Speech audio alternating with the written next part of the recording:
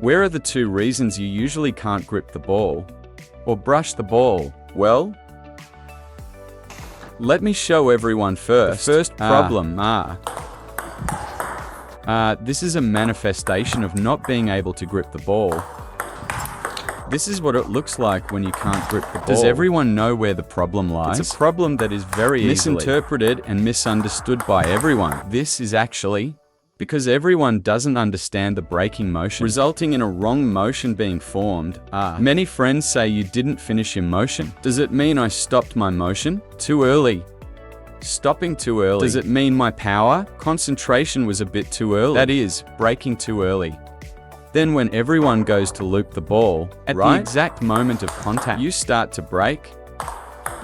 Gripping the racket, braking right from the start. Gripping the racket like this is not very beneficial for your training. Why? Because simply relying on this quick grip, can you lift it up? Yes, look, you can. I just did it, didn't I? Then when everyone practices looping again, definitely do not brake too early, right? Make this a main training goal. Then we should pay more attention to what? Our final concentration, our braking.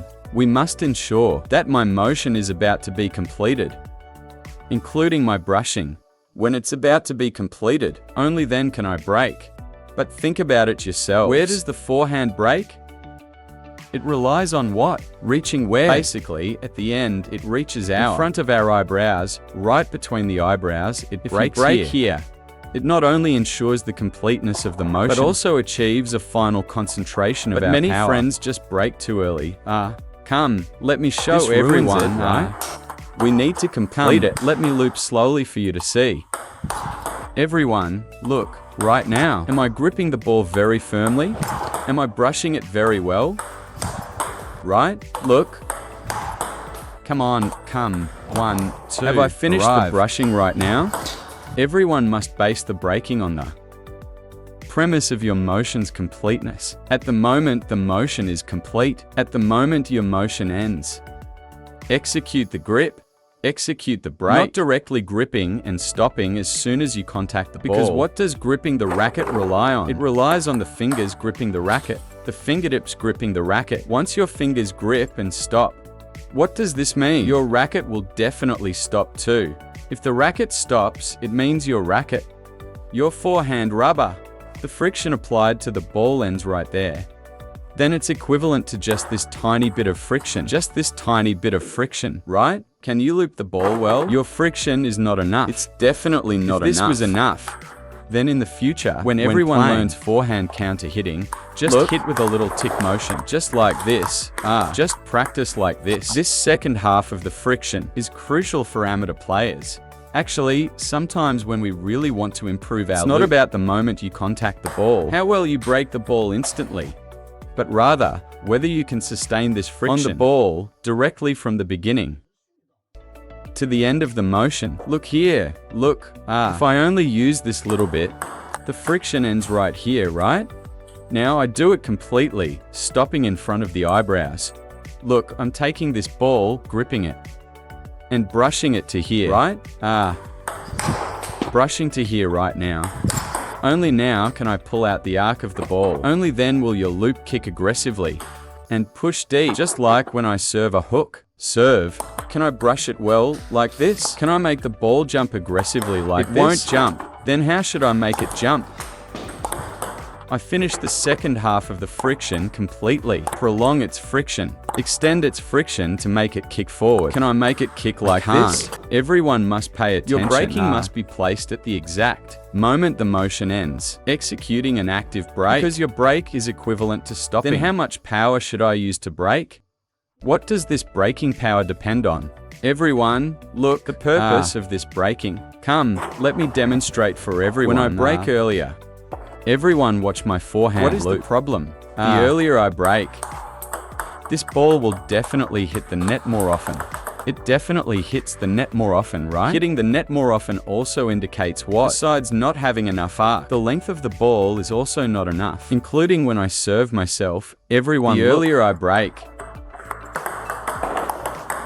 the shorter the ball is. The later I brake, stopping right here, finishing my motion here before stopping. It gets longer. this gets shorter, this gets longer, right? The earlier you break, the shorter the ball will be as well. Therefore, when everyone goes to loop the ball, we must divide our motion into two.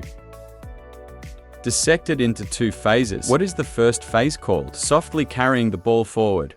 Carrying it forward. First, let this ball have forward momentum. Your ball has forward power. What is at the very end? The very end is the grip. First carry, then grip. Feed it forward first, then grip it. So why is it that when I directly grip the racket, I can never execute a speed loop? I can never generate power. I might be able to loop it onto the table. But everyone, look at this. The loop is so short. Extremely short. This short ball you loop allows the opponent, when defending against you. How do they defend? As long as you loop it short. Look how they defend against your ball. Their whole body steps in, pressing their center of gravity forward to block your ball. Then your loop becomes a passive loop, and their defense actually turns into active defense. So therefore, don't we need to loop the ball long first? How can you loop it long? You have to send the motion forward. Then the ball will be long. Right? Don't you have to softly carry it out? Then what does this carrying forward feel like? Let me first demonstrate what carrying forward means. This is carrying it forward. Look, carry it forward again. What state is it in when you carry it forward? Very forward, very deep, with a lot of power. However, the ball lacks concentration. It goes out of bounds, that means at this time, we need to use braking to make this ball a bit shorter, to keep it from going out of bounds. Now, besides carrying, if I had a concentration of power everyone watch to ensure what happens. Right, first carry, then snap. Look, first carry, then break after carrying it forward. Hey, carry it forward, then break, right? Break. Break. Break, right? You can only break after carrying it forward. If you don't carry this ball forward, if this ball doesn't move forward, your braking is meaningless. Then what exactly is the relationship between generating power and braking? Let me teach you how to understand it. Let's understand generating power and braking directly as what? As the accelerator and brakes when driving. Generating just like power. The carrying motion I just mentioned, it's called generating on the accelerator, What is the final braking and concentrating power called? Stepping on the brakes. But think about it yourselves. On a car. The significance of having brakes is because this ball, this car, has an accelerator. The ball will move forward. The car will drive forward and run forward. We need to use this brake to make this car stop.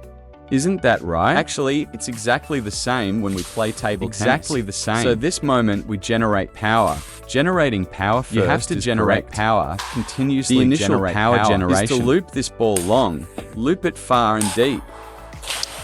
What is the final power generation? This final break. It's called the break, which is to allow this ball, while being powered deep forward, to also avoid going out of bounds. Moreover, everyone think about it yourselves. The harder you step on the accelerator, the faster the car drives.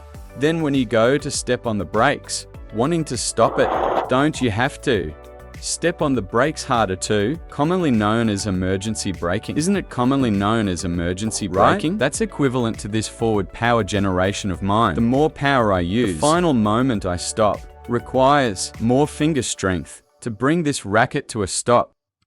Right? If I loop it very slowly it's very easy for me to stop at the end. Only when I generate a lot of power is it hard to stop. The more power I need to use to grip the racket firmly. Understand, friends? So your gripping power is directly proportional to the power you generate. Just like the faster you drive the car. When you brake, you step on the brake faster and step harder.